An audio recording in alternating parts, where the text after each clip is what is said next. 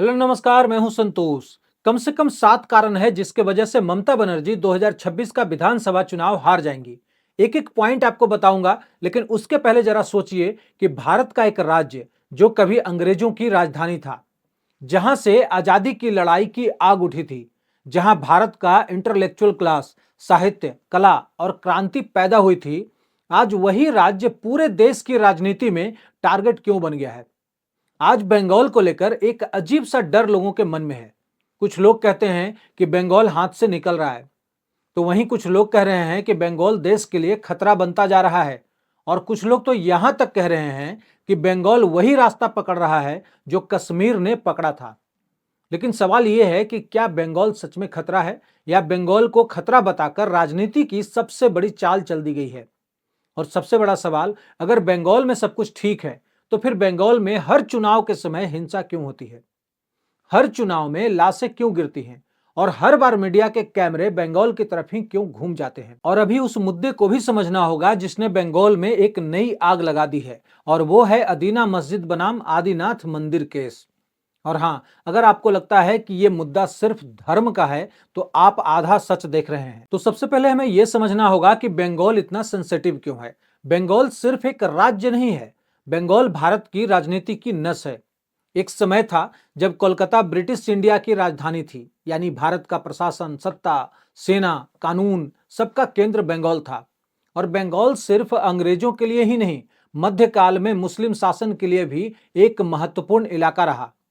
बंगाल सल्तनत का दौर रहा है, नवाबों का दौर रहा है। वहां सत्ता बदलती रही, संस्कृति बदलती रही, और समाज की बनावट भी बदलती रही। अब यहां एक और ऐतिहासिक बात आती है जो आम लोग नहीं जानते। 6ठी से 9वीं शताब्दी के बीच भारत को बड़े बड़े क्षेत्रों में बांटकर देखा जाता था, और उस समय 3 प्रमुख केंद्र बताए जाते हैं।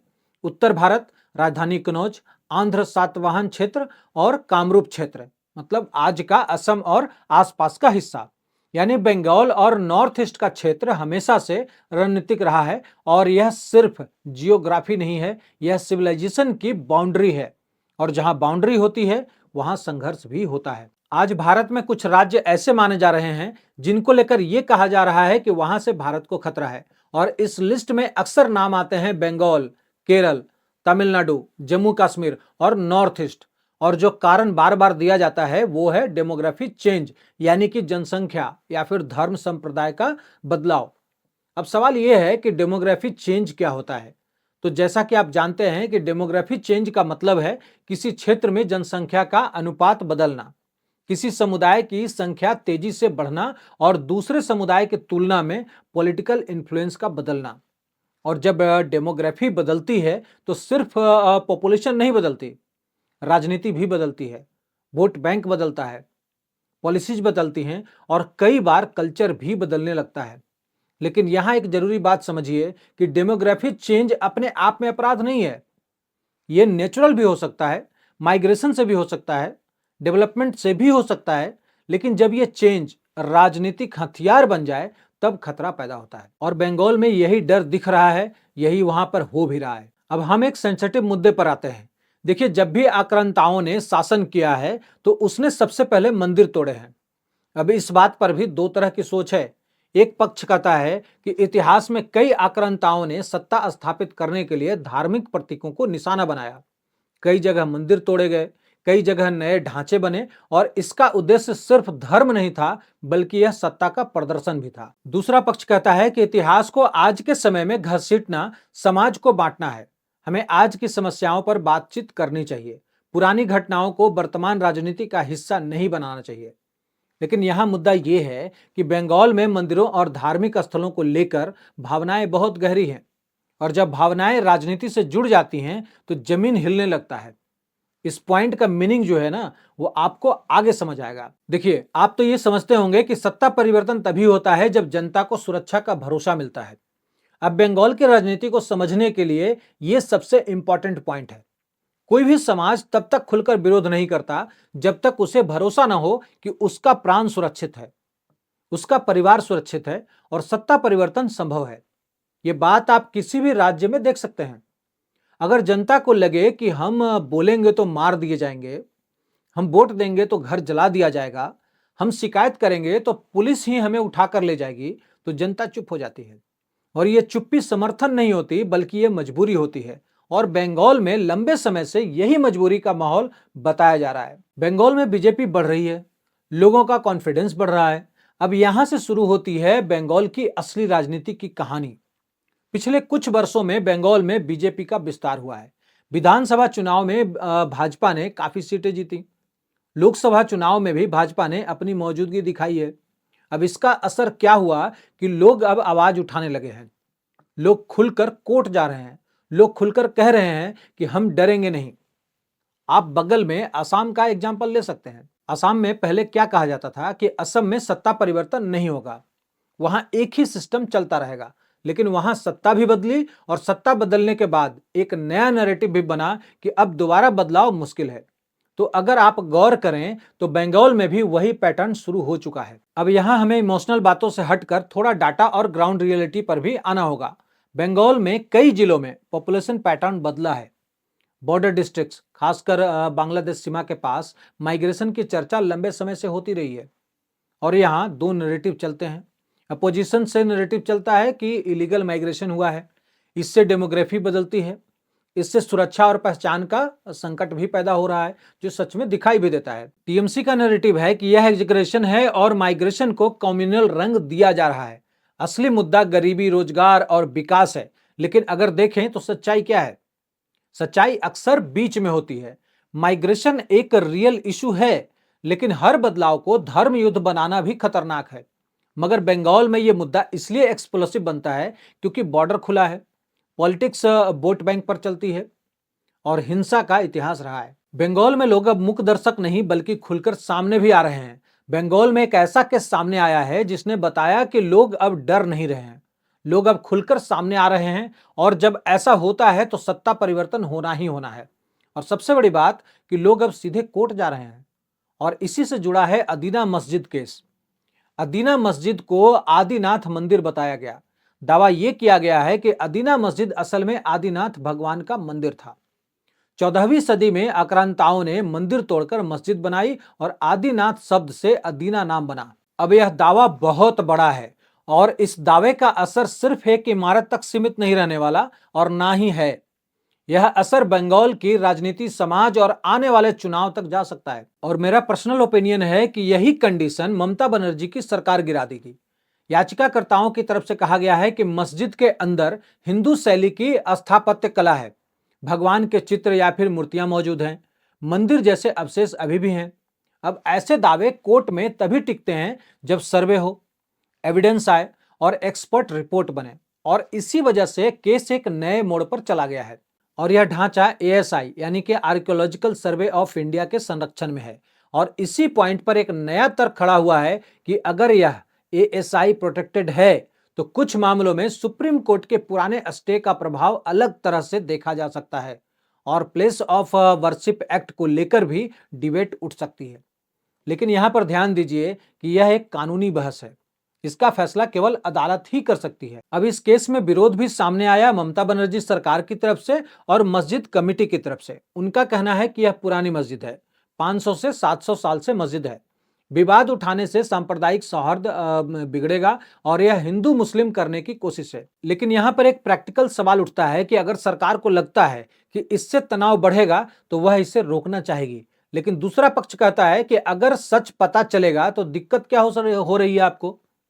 इसी बीच कोर्ट ने कहा है कि एएसआई सर्वे करे और देखे कि क्या मंदिर के अवशेष हैं, स्थापत्य कला किस शैली की है, मूर्तियां या फिर नक्काशी मौजूद है या फिर नहीं, और रिपोर्ट कोर्ट को पेश करे। यानी कि कोर्ट ने अभी फैसला नहीं सुनाया है, कोर्ट ने सिर्फ कहा कि सच पता करो। अब देखिए, प्लेस ऑफ वर्शिप एक्ट तभी लागू होगा जब पहले यह तय होगा कि ढांचा असल में है क्या। सिर्फ बोर्ड लगाने से कोई इमारत, मस्जिद या फिर मंदिर साबित नहीं होती। किसी भी बिल्डिंग पर मस्जिद लिख दें तो वो मस्जिद नहीं बन जाती। पहले सर्वे होगा, फिर आइडेंटिटी तय होगी। दूसरी तरफ विरोधी पक्ष कहता है कि सर्वे की अनुमति देना ही धार्मिक विवाद को बढ़ावा देना है, इससे 1991 एक्ट कमजोर होगा। और यह बहस पूरे देश में चल रही है। अदीना मस्जिद के स्ट्रक्चर के लिए दावा किया जा रहा है कि 260 खंबे हैं, यहां पर 387 गुंबद हैं, कई गुंबद टूटे हुए हैं, लेकिन स्ट्रक्चर मौजूद है। यह विवरण इसलिए दिया जाता है ताकि यह बताया जाए कि यह सिर्फ एक मस्जिद नहीं, एक विशाल कॉम्प्लेक्स है और इसमें पुराने निर्माण के निशान हो सकते हैं। अब एक बड़ा क्लेम यह भी है कि ब्रिटिश आर्कियोलॉजिकल कनिंघम ने कहा था कि मस्जिद में मंदिर के पत्थरों का उपयोग हुआ है। या तो यह मंदिर ही था या मंदिर तोड़कर मस्जिद बनाई गई। यह दावा सुनने में पावरफुल लगता है, लेकिन फैक्ट बेस्ड एनालिसिस में जरूरी है कि रिपोर्ट की ऑथेंटिसिटी वेरीफाई हो और उसे कॉन्टेक्स्ट में समझा जाए, क्योंकि कई बार कॉलोनियल रिपोर्ट्स भी इनकम्प्लीट या फिर बायस्ड हो सकते हैं। खैर, ये कोर्ट तय करेगी, लेकिन इस केस का हिंदू समाज पर बहुत बड़ा इंपैक्ट पड़ेगा, ये पक्का है। अब यहां पर सबसे बड़ा सवाल यही है कि अगर सर्वे से सच पता चलेगा तो सरकार को दिक्कत क्यों है? तो एक्चुअली यहां पर दो पॉसिबिलिटीज है। नंबर वन, सरकार को डर है कि सर्वे से कम्युनल टेंशन बढ़ेगी और बंगाल पहले से ही वायलेंस के लिए बदनाम है। सरकार को डर है कि सर्वे से पॉलिटिकल नैरेटिव बीजेपी के पक्ष में चला जाएगा और हिंदू कंसोलिडेशन तेज हो जाएगा। और बंगाल में हिंदू कंसोलिडेशन अगर तेज हो गया तो चुनावी गणित ही बदल सकता है। अब जरा बंगाल की रियलिटी भी देख लेते हैं। बंगाल सरकार का क्लेम है कि बंगाल में शांति है, बंगाल में हार्मोनी है, बंगाल में डेवलपमेंट हो रहा है। बंगाल बाहरी ताकतों के प्रोपेगेंडा का शिकार है, लेकिन ग्राउंड रियलिटी है कि चुनाव के समय वायलेंस की खबरें आती हैं। कई जगह पर पॉलिटिकल क्लैशेस होते हैं। बॉर्डर डिस्ट्रिक्ट्स में इलीगल माइग्रेशन की चर्चा है।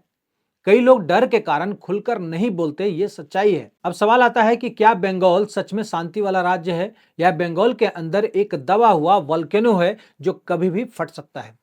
और अगर फट गया तो नुकसान सिर्फ बंगाल का नहीं होगा बल्कि पूरे भारत का होगा। अब हम उस हिस्से पर आते हैं जो सबसे ज्यादा इंपॉर्टेंट है, क्योंकि राजनीति सिर्फ मंदिर मस्जिद नहीं होती, राजनीति रोटी भी होती है। गरीब आदमी चाहता है रोजगार, सुरक्षा और शांति। अगर दंगे होंगे तो सबसे पहले गरीब की दुकान जलेगी, सबसे पहले गरीब का घर टूटेगा और सबसे पहले गरीब का बच्चा स्कूल जाना बंद करेगा। एक मिडिल क्लास चाहता है stable economy, law and order और बच्चों के लिए फ्यूचर। लेकिन अगर हर दिन टेंशन रहेगा तो बिजनेस बंद होगा, इन्वेस्टमेंट नहीं आएगा और मिडिल क्लास का प्लान बढ़ेगा। और एक युवा चाहता है नौकरी, स्किल और अपॉर्चुनिटी। लेकिन जब पॉलिटिक्स आइडेंटिटी पर चलती है तो यूथ दो हिस्सों में बढ़ जाता है। एक हिस्सा नफरत सीखता है और दूसरा हिस्सा डर सीखता है। किसान चाहता है एमएसपी, इरिगेशन और मार्केट एक्सेस। लेकिन जब राज्य में इनस्टेबिलिटी होगी तो किसान की फसल का सही दाम नहीं मिलेगा और किसान फिर से वहीं खड़ा रह जाएगा जहां से वह शुरू हुआ था। अब बड़ा सवाल यह है कि आगे क्या होगा? तो राज्य सरकार सुप्रीम कोर्ट जा सकती है। सुप्रीम कोर्ट पुराने स्टे का हवाला दे सकता है, लेकिन तर्क यह दिया जाएगा कि सर्वे रोकना गलत है। पहले सच पता करो, फिर तय करो कानून लागू होगा या फिर नहीं। यह बहस अब केवल बंगाल तक सीमित नहीं रहेगी, यह बहस पूरे देश में फैल सकती है। और अगर बंगाल में यह नैरेटिव मजबूत हो गया कि हिंदू समाज अब जाग रहा है, तो बंगाल की राजनीति में एक बड़ा शिफ्ट संभव है। अब अंत में मैं आपको एक सीधी बात कहना चाहता हूं। बंगाल भारत का दिल रहा है। बंगाल ने भारत को विचार दिए हैं, बंगाल ने भारत को क्रांति दी है, बंगाल ने भारत को नेतृत्व दिया है। सवाल यह नहीं है कि बंगाल में कौन जीतेगा, सवाल यह है कि बंगाल में लोकतंत्र जीतेगा या नहीं। क्योंकि लोकतंत्र वहां मरता है जहां जनता डरती है और लोकतंत्र वहां जन्म लेता है जहां जनता बोलने लगती है। आज अदीना मस्जिद केस के बहाने एक संकेत जरूर मिल रहा है कि बंगाल की जनता अब मूक दर्शक नहीं रहना चाहती। वह सच जानना चाहती है, वह अपनी पहचान भी बचाना चाहती है और अपना भविष्य भी। अगर इस मुद्दे को सिर्फ धर्म बनाम धर्म बनाया गया तो सबसे ज्यादा नुकसान आम बंगाली का होगा, गरीब का होगा, मिडिल क्लास का होगा और उस युवा का होगा जो नौकरी की तलाश में भटक रहा है। इसीलिए जरूरत है सच की, कानून की और निष्पक्षता की, और जरूरत है जनता के जागने की। अब आपको क्या लगता है? कमेंट सेक्शन में जरूर लिखिए। अगले एपिसोड में मिलता हूं, तब तक के लिए जय हिंद।